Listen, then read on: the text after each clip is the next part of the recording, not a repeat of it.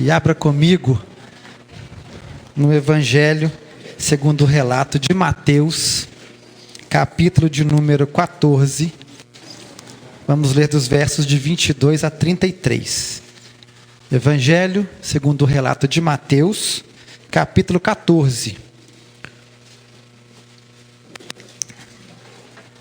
Versos de 22 a 33. À medida que você achar, dá um glória aí. Amém. Todos acharam. Então, alguém misericórdia. Ajuda aí, Brunão. Arrancaram a página da Bíblia. Foi o cachorro que comeu. Amém. Mateus 14, é o primeiro evangelho, Novo Testamento, 14, 22. Diz o seguinte: logo em seguida, Jesus insistiu com os discípulos para que entrassem no barco e fossem adiante dele para o outro lado, enquanto ele despedia a multidão. Tendo despedido a multidão, subiu sozinho ao monte para orar. Ao anoitecer, ele estava ali sozinho, mas o barco já estava a considerável distância da terra, fustigado pelas ondas, porque o vento soprava contra ele. Alta madrugada, Jesus dirigiu-se a eles andando sobre o mar. Quando o viram andando sobre o mar, ficaram aterrorizados e disseram: é um fantasma, e gritaram de medo. Mas Jesus imediatamente lhes disse: coragem, sou eu, não tenham medo. Senhor, disse Pedro, se és tu, manda-me ir ao teu encontro por sobre as águas. Venha, respondeu ele. Então Pedro saiu do barco, andou sobre as águas e foi na direção de Jesus. Mas quando reparou no vento, ficou com medo e, começando a afundar, gritou: Senhor, salva-me! Imediatamente Jesus estendeu a mão, o segurou e disse: homem de pequena fé, por que você duvidou? Quando entraram no barco, o vento cessou. Então os que estavam no barco adoraram, dizendo: verdadeiramente tu és o Filho de Deus. Ó Deus, em nome de Jesus, que essa ação final aqui dos discípulos nos contamine e nos incentive a adorar o Senhor.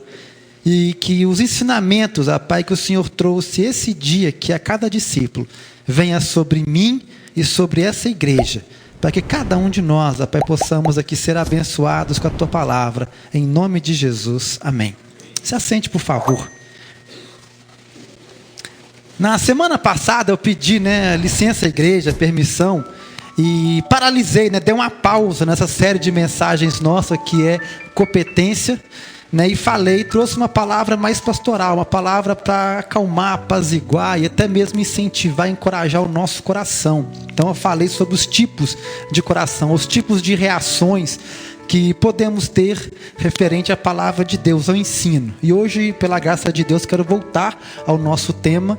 Então, voltando a falar sobre competência, excelência nas coisas que fazemos, quero falar como agir com excelência, como viver excelentes mesmo em meio a dificuldades, mesmo quando as tempestades vêm sobre nós, mesmo quando problemas nos atingem, em nome de Jesus. Amém? Então, eu quero estender mais um pouco essa série. E se Deus permitir, na semana que vem trato do último assunto aqui, pelo menos por mim planejado, tá? Se o Espírito Santo tiver algo mais para ministrar ao meu coração, eu também compartilho assim com vocês, em nome de Jesus. Amém? Então vamos entender esse texto aqui, o contexto aqui. Essa passagem aqui de Mateus 14, também você vai encontrar em Marcos e João. São evangelhos sinóticos que vamos ter essa mesma narrativa aqui, pontos de vistas diferentes. E esse é a segunda narrativa, o segundo episódio falado pela Bíblia, de Jesus aqui no Mar da Galileia. Se você abre lá, não precisa de abrir agora não, mas depois, em Mateus 8, você vai encontrar o primeiro relato, o primeiro episódio, a primeira narrativa de Jesus neste mesmo local, no Mar da Galileia. E lembrando que no primeiro episódio, ou na primeira narrativa, Jesus estava dentro do barco com os discípulos. Se você lembra muito bem, ele estava dormindo quando a tempestade veio sobre o mar, atingindo assim o barco. Os discípulos desesperados, temendo a própria vida, temendo morrer ali afogados, ou castigados pela tempestade, acordam Jesus no desespero e pedem que ele faça alguma coisa. E Jesus então levanta e quem que ele acalma? Ele acalma quem? O mar, a tempestade. Nesse segundo episódio, a tempestade também veio, uma tempestade talvez semelhante. E vamos ver aqui no decorrer da caminhada por que esse tipo de tempestade atingia o mar da Galileia. E agora Jesus não está no barco. O problema agora é outro. Porque no primeiro ele estava no barco, agora não está. E agora ele não acalma de princípio a tempestade. Ele acalma quem? Os discípulos. Então na primeira ele está no barco e acalma a tempestade. Na segunda está fora do barco e acalma os discípulos. Ele quer mostrar aqui que ele é soberano, que ele tem um controle de tudo e de todos. Então vamos entender o que o Senhor Jesus quer nos ensinar aqui. Se você lembra aqui do que nós lemos, no momento dessa tempestade ele se encontrava no monte, orando. E orando também pelos discípulos, mas orando também por mim e por você. Eu quero que o Senhor Jesus, assim como ele ensinou os discípulos naquela noite, naquela madrugada, né? Ele ensine agora a mim e a você, em nome de Jesus. Amém? Então vamos entender aqui. Primeira coisa que nós temos que entender sobre dificuldade, problema, tempestade. Fala com o seu irmão assim: meu irmão, problema nunca vem sozinho. Ele sempre vem em combo, gente. Problema só vem, né Bruno? Eu estava conversando. Só vem com muito. Só vem de penca, de rebanho, de multidão. Não vai você pensando que o problema não é assim, não, ele está passando por aquela situação, deixa eu esperar ele melhorar para poder vir com. Não, ele vem uma avalanche. É um efeito cascata, vem um em cima do outro. E quando olhamos aqui, vamos entender um pouquinho o contexto aqui da qual Jesus se encontrava. Se você ler do capítulo 14, do verso 1 em diante, você vai entender que o contexto. Jesus tinha um primo, todo mundo conhecia, ouviu falar pelo menos do João Batista, que foi chamado o último profeta, aquele que anunciou o Messias, aquele que foi o precursor, aquele que veio para anunciar Cristo, a chegada do reino de Deus. E ele era um homem, como diz, que vinha na função de profeta. O profeta ele faz o quê? Ele anuncia e denuncia o pecado do povo, as ações do povo mediante a Deus. Ele pode chegar e dizer assim: ó, você está vivendo isso hoje, colhendo essas consequências, porque ontem você fez isso e aquilo. Ou, ó, você vai sofrer amanhã consequências do que você está vivendo hoje. Anúncio e denúncio. E esse João Batista, o profeta, o primo de Jesus, havia denunciado um pecado do imperador, o Herodes. Ele estava tendo um relacionamento com uma mulher que era casada. E essa mulher, por sinal, era parente dele. E ele chega e fala assim: rei, o senhor está em pecado. Chega para ela: você está em pecado. O rei não gostou do tom da conversa, de acusar ele de algo, e a intenção dele era matar o João Batista, para calar a voz dele e cessar. Só que se ele matasse, haveria uma rebelião, porque João Batista era tido como profeta, como a voz de Deus. A nação podia se rebelar contra ele. Então ele prende, coloca ele lá no calabouço.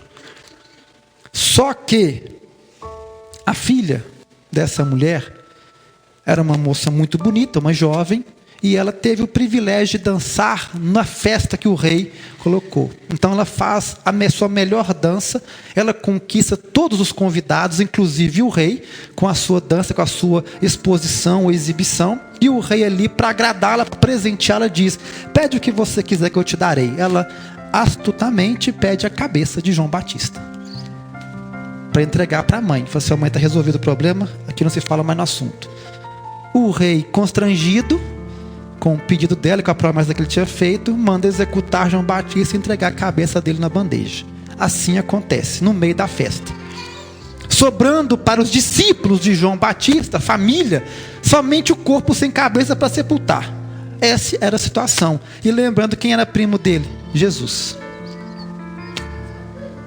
Jesus agora passa por isso, não tendo privilégio nem mesmo de sepultar o irmão, porque como Jesus também era reconhecido por alguns como profeta, ele também tinha sua cabeça a prêmio. O próprio Herodes falou assim: por acaso João Batista ressuscitou? Vou ter que matar mais um? E agora também ele é perseguido pelo imperador. Jesus agora pega os discípulos assim que vão tirar as férias, pegam o barco, vão para o outro lado do mar. Todo mundo entra e vai tirar umas férias. A intenção de Jesus com o discípulo é dar uma pausa de pelo menos uma semana, alguns dias, e dar uma descansada, refrescar a cabeça e também chorar seu luto, que não é pecado. Descanso é bênção do Senhor, tanto que é a ordenança do Senhor: trabalhará 6 dias e descansará 1.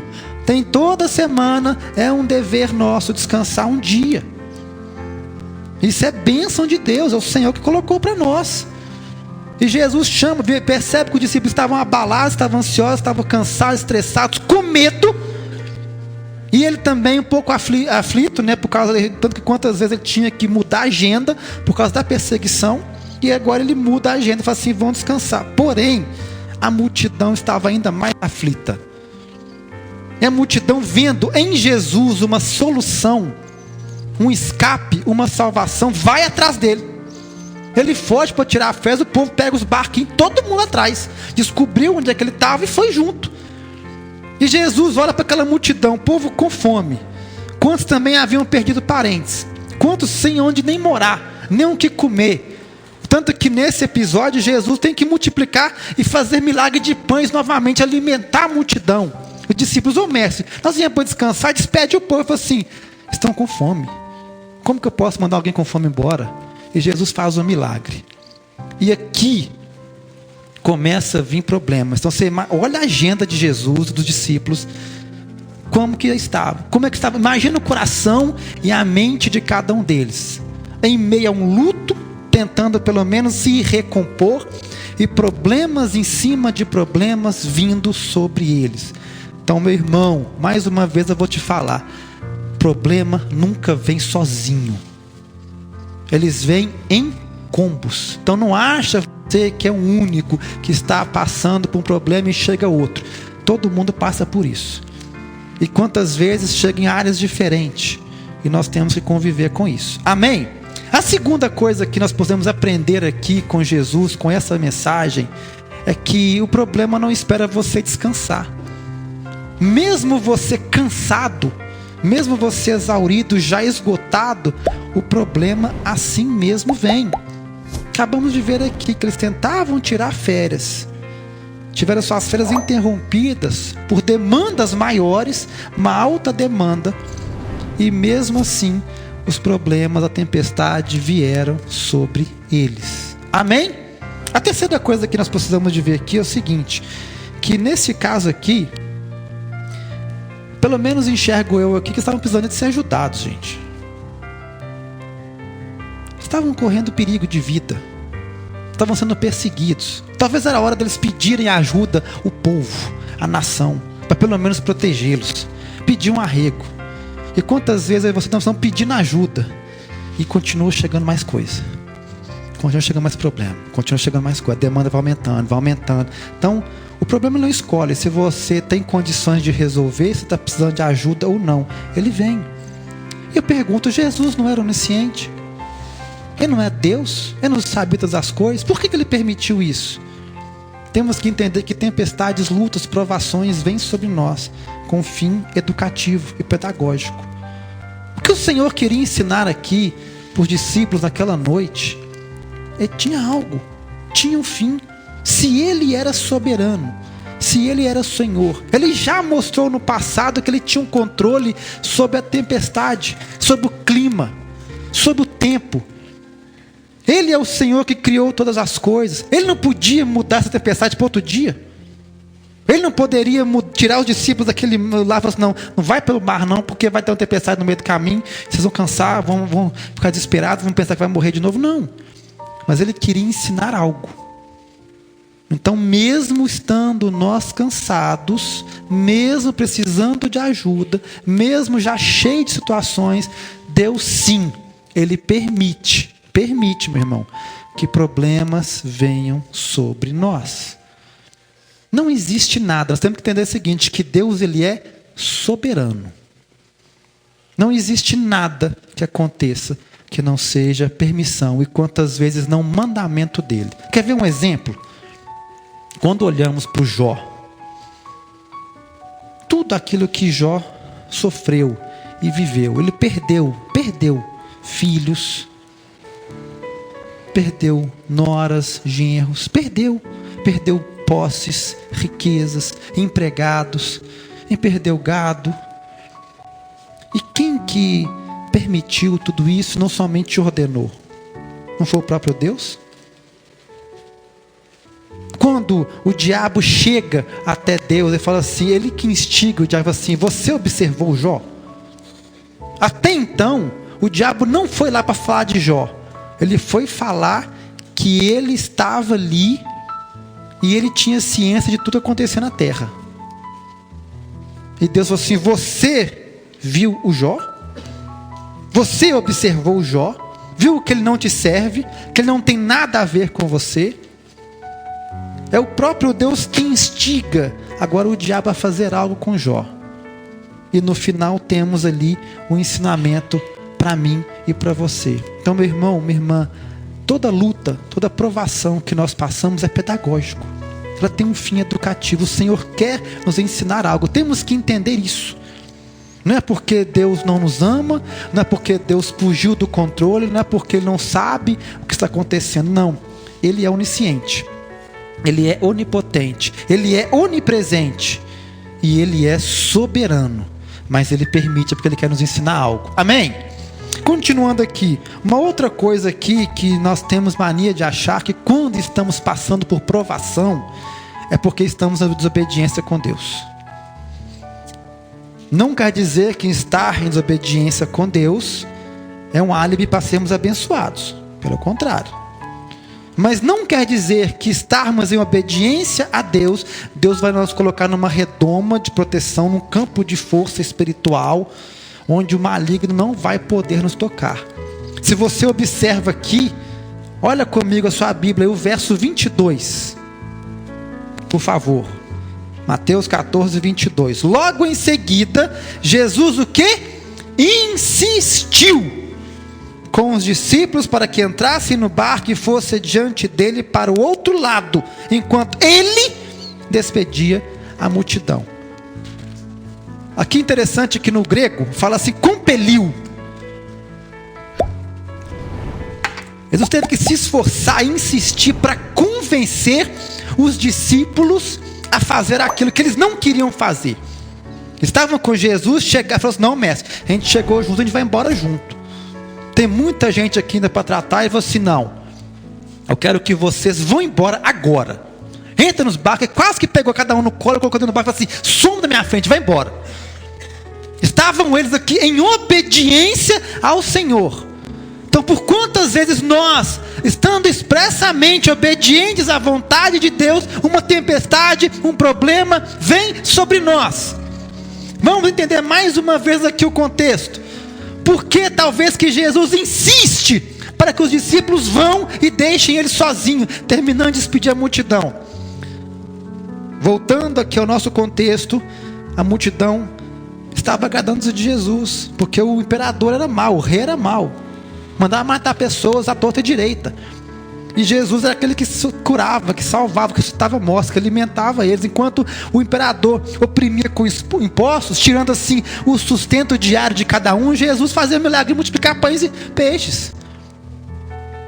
Enquanto o imperador tirava as condições dos cuidados de saúde, Jesus curava as pessoas. Ele falou assim, não, multidão, vamos pegar esse moço aqui para promover o nosso rei. Então a intenção da multidão aqui é coroar Jesus rei à força. Queriam fazer uma rebelião aqui agora em Israel e coroar Jesus rei à força. Jesus, para poupar os discípulos dessa tentação, e talvez assim, né, serem convencidos pela multidão a promover Jesus rei à força e fazer assim um motim, eles falam coisa assim, some, vai daqui, essa conversa é para vocês, não, vai embora, vai. Deixa que eu resolvo aqui a situação, vai embora. E Jesus manda os discípulos ir embora, tem que, igual eu falei, mais uma vez, ele tem que insistir, ele tem que convencer, ele tem que ordenar que eles vão embora, para poder aqui ele livrá-los da tentação. E nesse período, eles passam dificuldade, chega a tempestade. Então, mais uma vez, não é, problema na vida não é somente porque você está em pecado. Se formos olhar o apóstolo Paulo, quantas provações? Por que ele foi preso? Por que ele foi morto? E os demais apóstolos? Por que João passou os últimos anos da sua vida na ilha de Patmos? Quebrando aqui um paradigma, uma lenda, uma mentira. Que uma vez eu estava visitando uma senhora e a sobrinha falando assim comigo assim: "Não, pastor, que lindo, né? O apóstolo João, lá na ilha de Patmos, pregando para os peixinhos no final da sua vida." Eu falei: "Senhor Deus, que ensino errado." Gente, ilha de Patmos era a cadeia de segurança máxima. As cadeias para a pessoa não ter como fugir. Ele estava lá aprisionado, como bandido, considerado grau elevado de periculosidade. Ele não estava pregando peixinho, não, gente. Peixe precisa pregar para ninguém peixe, não. Tem que pregar para gente. E ele passa, é o único apóstolo de relato que morre de velhice. Os demais todos foram assassinados. E por quê? Por fazer a vontade de Deus. Então não ache que fazer a vontade de Deus vai ser um álibi para você não ter problemas. Amém? Continua comigo aqui.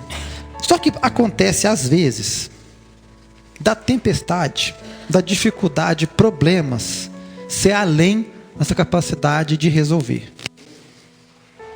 O problema normalmente é assim: ele vai crescendo, alguns já chegam gigantes, mas uns vão se agigantando diante de nós. E por quantas vezes uma situação cotidiana, corriqueira, comum e normal vira algo inédito e impossível de resolver. Vamos entender aqui a situação onde eles se encontravam. Quero só, por favor, repetir alguns ensinos. Sei que vocês já sabem para o nosso contexto aqui. O mar da Galileia, sabemos nós que não era um mar. É o maior reservatório de água doce do Oriente Médio. É um lago. Um lago de água doce. 220 metros abaixo do nível do mar Mediterrâneo. Aproximadamente 21 quilômetros de comprimento e 14 de largura. Cercado por montanhas. Ao norte, o Monte Hermon, com o pico mais alto. Ao oriente, as montanhas de Golã.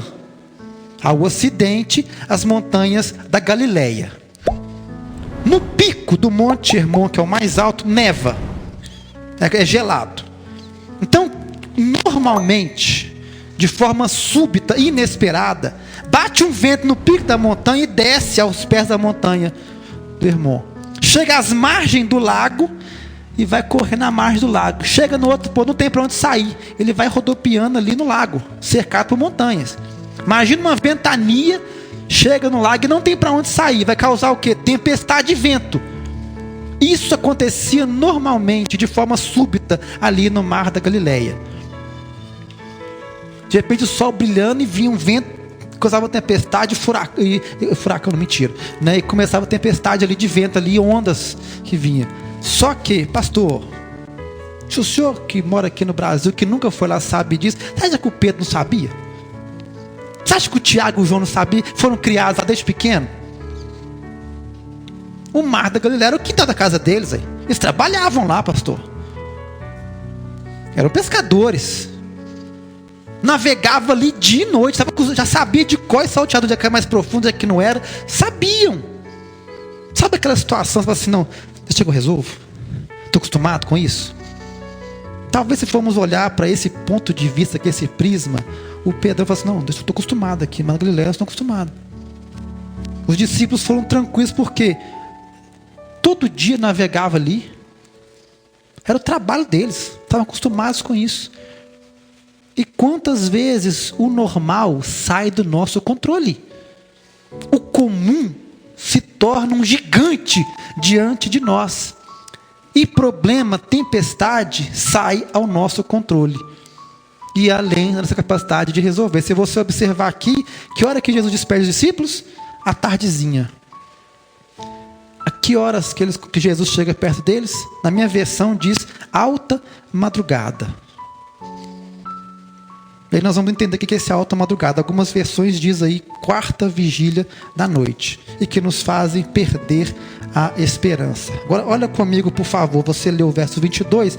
Agora o verso 24. Vamos ler o 23, né? Vamos entender aqui, ó. Tendo despedido a multidão, subiu sozinho a um monte para orar. Algumas versões dizem que ele despediu aqui à tardezinha. Imagina que fosse ali por volta de entre 4 e 5 da tarde, aproximadamente. À tardezinha. Ao anoitecer, 6 horas, em média, aproximadamente, entre 5h30 e 6h30 da tarde, ele estava ali no monte para orar. Ele estava sozinho, mas o barco já estava a considerável distância da terra, fustigado pelas ondas, porque o vento soprava contra ele. Lembra onde é que Jesus estava? No monte, que estava às margens do mar da Galileia. Qualquer lugar que alguém estivesse ali ao redor do mar da Galileia, que era mais alto que o mar, ele via o que estava acontecendo ali dentro do mar.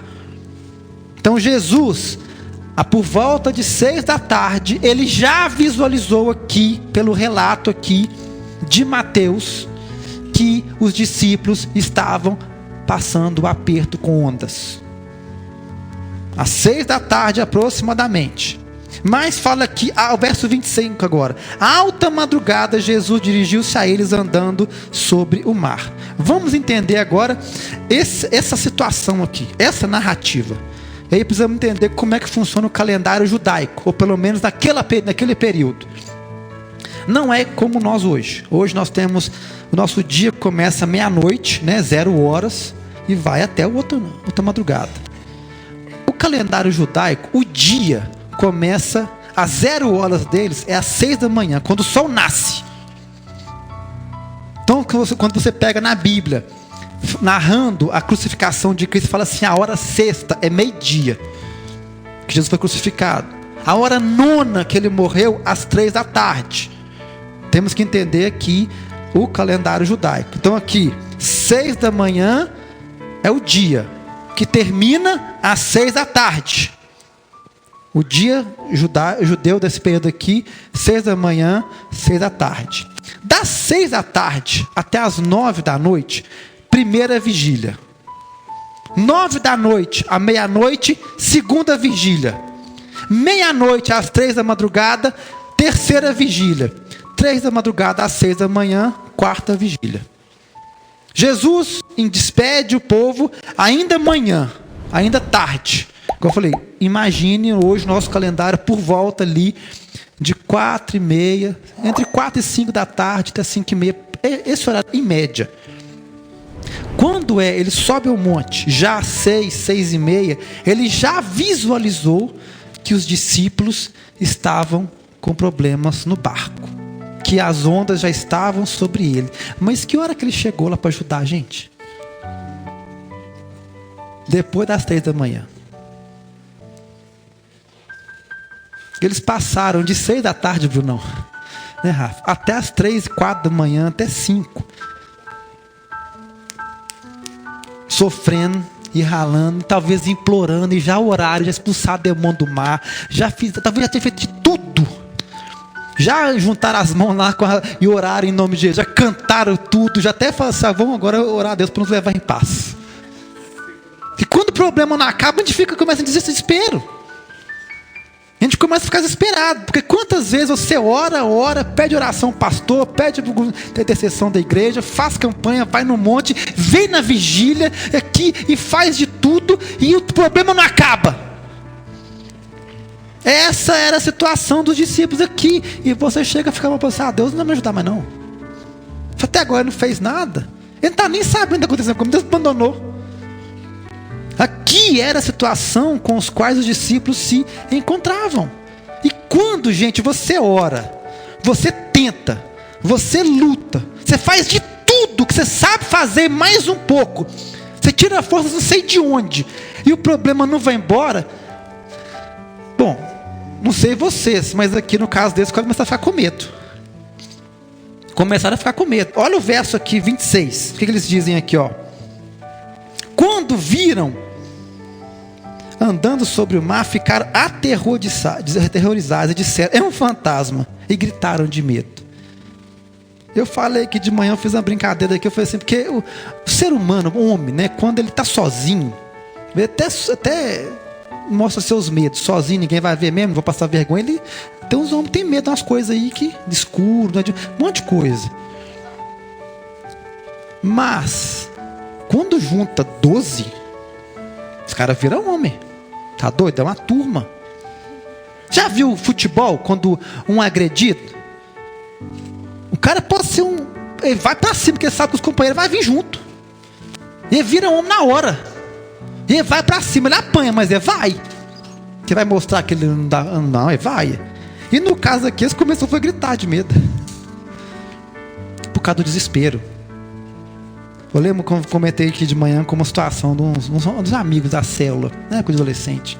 Eles tinham convertido há pouco tempo, conhecido Jesus. E muitos deles vieram e precisaram de libertação, de orar mesmo, expulsar demônio mesmo da vida deles. E passamos muito aperto com eles na época. Minha mãe tem esse dom e ela trabalhou muito na célula conosco. Eles acharam aquilo o máximo. Expulsar demônio. Nossa, tal, poderoso demais, que não sei o quê. E aí perguntar como é que funciona. Assim, não, isso é o Espírito Santo que faz. É dom do Espírito Santo. Quem faz é Deus. Somos somente um canal. Ah, não, se é Deus que faz, então o nome de Jesus eu vou fazer também. E tinha um vizinho deles que constantemente o demônio manifestava. E batia na mulher, quebrava a casa toda. E vai os três lá. Segundo eles me contando depois, né? Que chegaram um dia lá na dona. Nós vamos tirar o demônio do marido da senhora hoje. Em nome de Jesus. A senhora permite? Ela, por favor, meu filho, estou aguentando apanhar, mas não. Quebra a casa inteira. E vai os três lá. Pede licença à dona, tira os meninos de casa, a dona vai, eles pedem a chave, tranca a porta e entra. Quer dizer, entra e tranca a porta, né? E fica os três, tá com o demoniado lá dentro. E fala, você demônio, manifesta agora, você vai sair agora em nome de Jesus. De cara já voa o sofá. Na hora que ele falou que o sofá voou, um pula pela janela. Fica os dois, um destranca a porta, corre e tranca de novo. Ficam sozinhos gritando, pelo amor de Deus, me tira daqui. E foi que esse menino apanhou nesse dia, tadinho. Que nunca mais quis saber de expulsar demônio na vida. Porque a gente, quando tá com gente, a gente fica corajoso demais. Eu fico imaginando o Pedrão, eu falo, pastor, Jesus, não, eu vou com o senhor até a fim, eu vou até a morte. Eu vou com o senhor, não, vou encarar tudo. Jesus, calma, Pedro. E aqui ele mesmo gritando, pelo amor de Deus, me ajuda. Você imagina no meio do mar. E olha como é que é a situação, que deixa marcado aqui sua Bíblia, por favor, mas vai lá comigo, por gentileza, em Marcos 6, pra gente ver como é que o Marcos narra essa situação aqui. Marcos 6, o verso 48.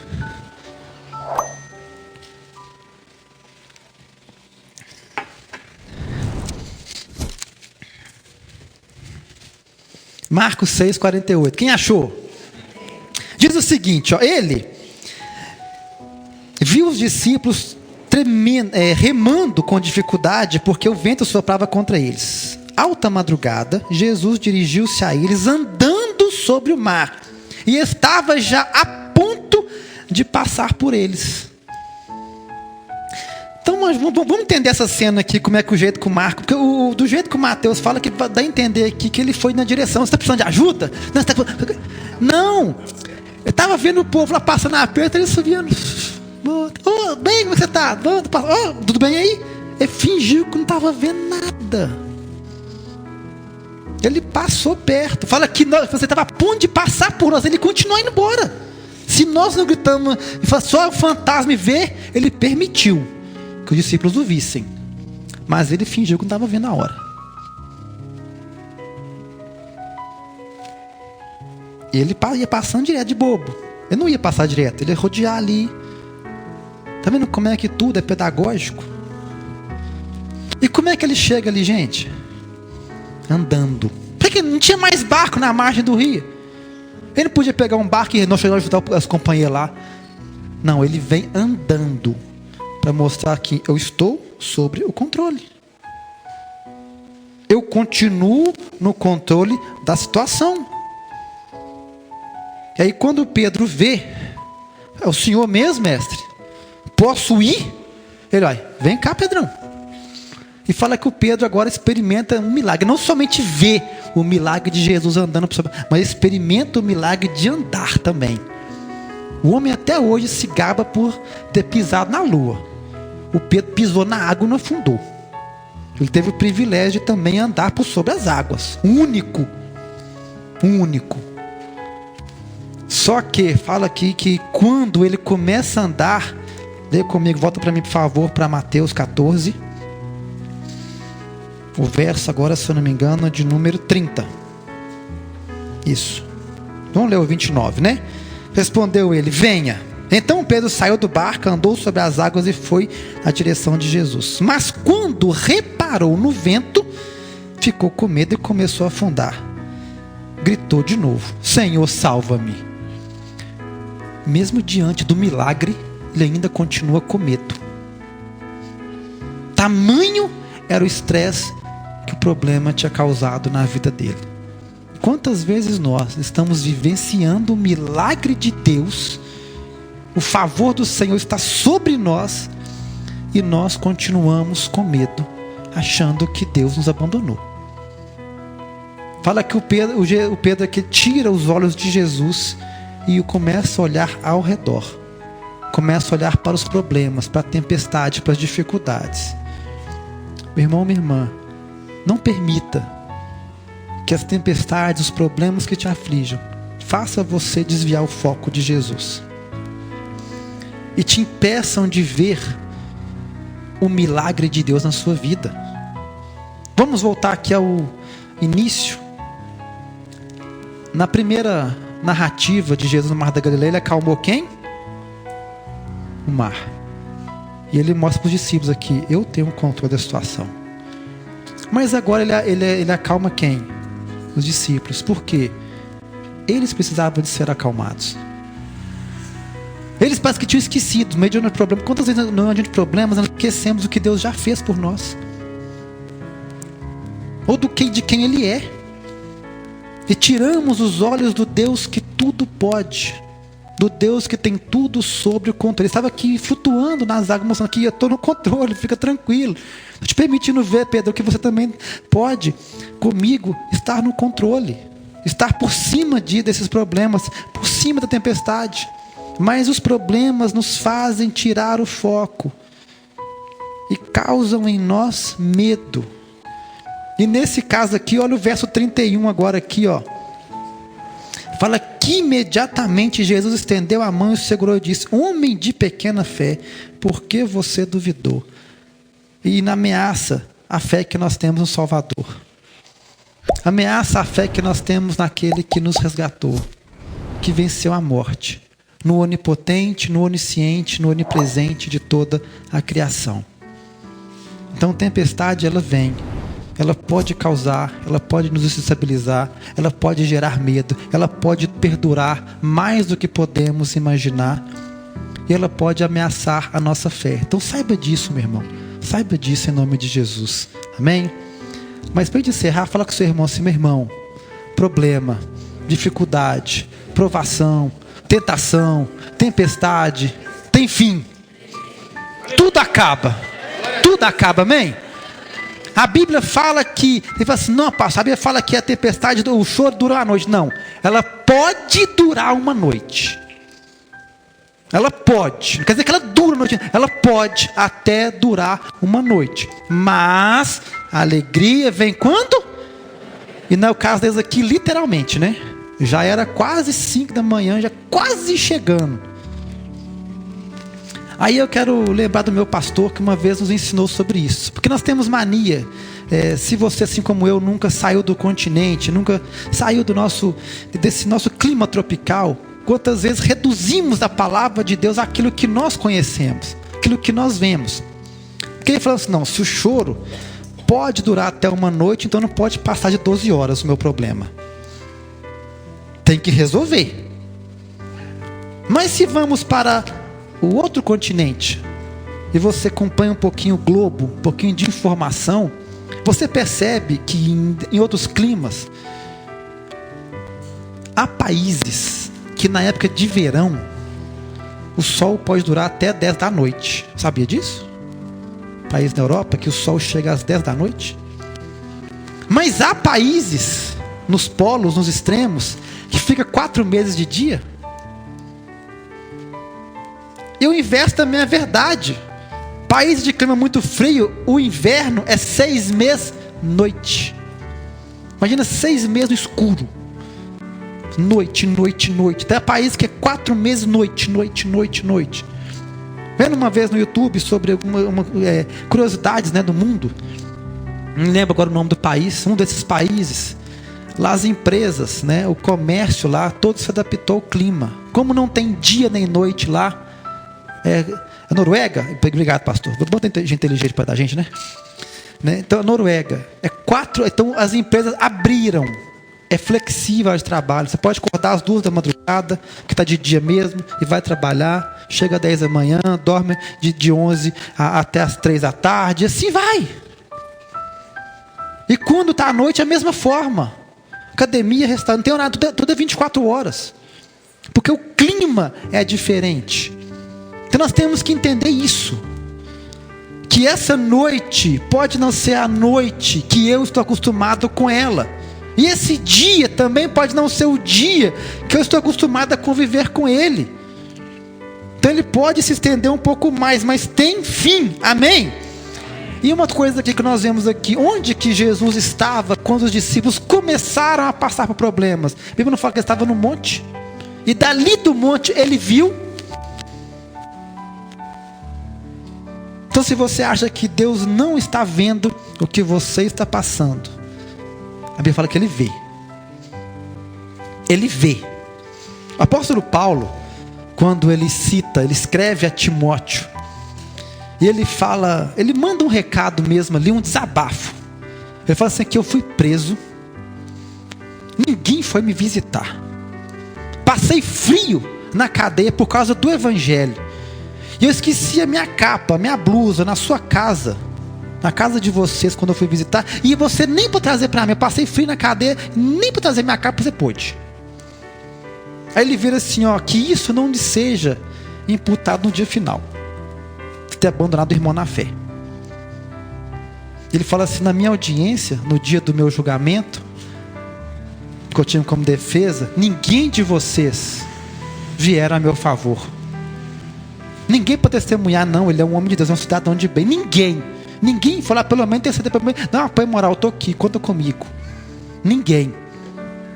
Ele fala assim, se não fosse o Senhor me fortalecendo, colocando palavras em meus lábios e me reanimando, eu não sei o que seria de mim. Ele fala assim, mesmo que todos me abandonem, Deus está comigo. Deus está comigo. Quando o rei Davi escreve, o Salmo 23 e ora, ele diz assim, eu tenho o Senhor como meu pastor. Ele não diz assim, eu tenho o Senhor como meu pastor, eu não tenho problemas nenhum. Não, ele não fala isso. Ele fala assim, mesmo tendo o Senhor como meu pastor, eu posso passar pelo vale da morte. Ele fala assim, mesmo se eu passar pelo vale da morte, o Senhor está comigo. Meu irmão, minha irmã, não sei que situação você encontra, mas a Bíblia fala que mesmo se você estiver vivendo o pior momento da sua vida, mesmo que a carranca da morte estivesse sobre a sua vida, a Bíblia fala que Deus está com você. Deus, ele te assiste. Ele te segura na mão, como ele fez com Pedro. Ele segura na mão e fala assim, por que você está assim? Eu estou aqui com você. Então nós temos que entender isso. E como eu disse que é pedagógico, por quantas vezes o Senhor mesmo permite, não somente ordena, que algumas pessoas nos abandonem. Sabe por quê? Para podermos quebrar essa dependência humana que temos. Sabe por quê? Há pessoas que idolatram um ser ou outro. Quantos acham que a solução está no pastor, no líder, no marido, na igreja, no patrão, nos filhos? E aí Deus vai tirando, fala assim, não, sua dependência tem que estar em mim. Em mim. Eu brinquei aqui de manhã, sabe quantas pessoas já saíram da igreja? Porque eu, ou talvez um outro pastor, ou um irmão da igreja, passou pela rua, não cumprimentou? Ou porque não fomos visitar? Ou porque não mandamos uma mensagem? Esquecemos o aniversário de alguém? Brinquei de manhã aqui de uma irmã que chegou assim falando, e o Thiaguinho confessou o pecado. Brincando. E falou assim, foi lá no comércio, passou perto de mim, não me cumprimentou. Eu falei assim, e que você não cumprimentou? ele, irmã. Ah, não, pastor, tem vergonha. Falei, mas talvez estava com vergonha também. Não, mas ele ministra aqui na frente da igreja. Ele não tem vergonha não, que ele está aqui na frente da igreja. Por quantas vezes a Danúbia, as meninas já me chamaram a atenção. Passavam na rua por alguém que eu não vi na hora quem que era. Amor, cumprimentou, não, irmão da igreja. Eu não vi. Não vi. Então acontece. Mas a Bíblia fala que Deus nos vê. Ele está nos assistindo. E Ele intercede por nós. Amém? E para a gente finalizar aqui em nome de Jesus. Verso 33 agora, o último. Diz o seguinte: então os que estavam no barco adoraram, dizendo: verdadeiramente, Tu és o Filho de Deus. O propósito final aqui era que nos prostrássemos e adorássemos ao Senhor. Jesus aqui, ele não queria simplesmente acalmar o mar. Fala que depois que ele acalmou o coração dos discípulos, ele acalmou o mar. Ele acalmou a tempestade. E aquela questão, pastor, se Jesus viu os discípulos ali ao anoitecer, por volta de 6 da tarde, e só foi socorrer depois das 3, 4 da manhã, Jesus é bem, desculpa a expressão, bem sacana, hein, pastor? Ele é sarcástico. Por que Deus faz isso conosco? Por que Deus permite o sofrimento humano? Por que Deus não nos atende de pronto? Assim, quando nós clamamos por Ele, por que Ele não vai de imediato? Será que Deus gosta de ver a humanidade sofrendo? Será que Deus gosta de me ver apanhando? Será que Deus gosta de te ver em uma situação ruim? Momento algum, irmãos, momento algum. Mas você sabia disso? Que é somente quando estamos lá embaixo que olhamos para cima? Que é somente nas noites mais escuras que enxergamos algumas estrelas no céu? Observe, pega uma noite escura, de lua minguante, quarto crescente, de lua escura, e olha para o céu, você vê como é que está esteladíssimo. Como que você, quando vai para uma árvore, Brunão vai saber me responder, Brunadelo. Tem uma árvore que não tem fruto. Você quer saber que árvore que é aquela, o que você faz? Você fez comer domingo, irmão. Você arranca a folha, espreme a folha e cheira. Aí você sente o perfume dela. Quando você quer sentir o perfume de uma flor, você tem que fazer o quê? Espremer. Sabe que muitos perfumes que você usa foram extraídos de uma árvore, de uma planta, de uma flor que foi esmagada? Então, para que as pessoas sintam o bom perfume de Cristo em você, Deus precisa permitir que você seja espremido, seja esmagado. Sabe quando que Jesus se tornou nosso Salvador? Quando Ele foi morto, quando Ele foi espancado. Por isso que Deus permite que quantas vezes nós passemos por tribulações, por lutas, por dificuldades. E Ele mostra: eu estou sob o controle de tudo. Ele fala com os discípulos assim: o Senhor realmente é o Deus. Agora eu sei que o Senhor é o Todo-Poderoso. Então eu oro para que cada dificuldade, cada problema, cada tempestade que você passe, te leve a exalar o bom perfume de Cristo. Se prostrar diante de Deus, mesmo ali estavam ainda dentro do barco, mas adorar o Rei dos Reis e o Senhor dos Senhores, em nome de Jesus. Amém? Coloque-se de pé no seu lugar, por favor. Quero chamar o Ministério de Música da igreja.